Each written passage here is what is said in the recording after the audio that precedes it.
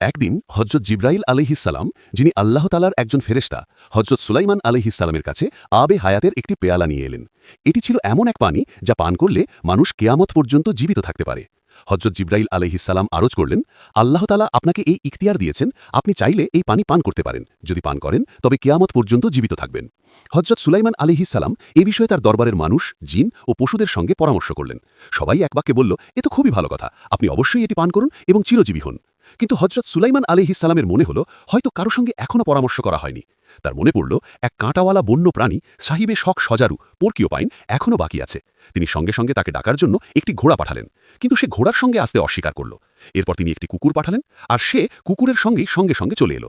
হজরত সুলাইমান আলাইহিসসালাম জিজ্ঞেস করলেন, আমাকে একটি বিষয় তোমার সঙ্গে পরামর্শ করতে হবে, কিন্তু আগে বলো, ঘোড়া বেশি সম্মানিত প্রাণী না কুকুর?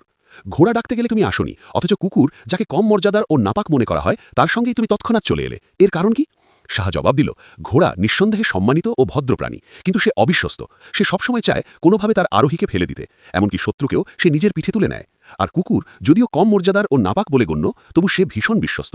কেউ একবার তাকে খাওয়ালেই সে সারা জীবন সেই উপকার ভুলে না। হজরত সুলাইমান আলাইহিসসালাম বললেন, আমার কাছে আবে হায়াতের একটি পেয়ালা এসেছে, আমাকে ইখতিয়ার দেওয়া হয়েছে, আমি চাইলে এটি পান করতে পারি, আবার চাইলে ফিরিয়ে দিতে পারি। সবাই আমাকে এটি পান করার পরামর্শ দিয়েছে, এখন তুমি বলো তোমার কি মত, আমি কি এটি পান করব নাকি ফিরিয়ে দেব?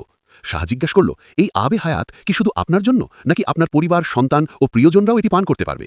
হজরত সুলাইমান আলাইহিসসালাম বললেন, এটি শুধু আমার জন্য, আর কারো জন্য নয়। তখন শাহ বলল, তাহলে এটি পান করা ঠিক হবে না, কারণ আপনার সব প্রিয়জন, আত্মীয় ও বন্ধু একে একে আপনার চোখের সামনে মারা যাবে। তাদের শোক ও বিচ্ছেদের ভার আপনার দীর্ঘ জীবনকে অসহনীয় করে তুলবে। যখন পাশে কোনো আপনজনই থাকবে না, তখন এত দীর্ঘ জীবনেরই বা কী মূল্য? এই কথা হজরত সুলাইমান আলাইহিসসালামের খুব পছন্দ হলো। তিনি আবে হায়াতের পেয়ালাটি ফিরিয়ে দিলেন। এই ঘটনাটি থেকে আমরা যে শিক্ষা পাই তা হল, জীবনের আসল আনন্দ প্রিয়জনদের সঙ্গে বেঁচে থাকা এবং তাদের সুখে অংশ নেওয়ার মধ্যে, শুধু দীর্ঘজীবন পাওয়ার মধ্যে নয়।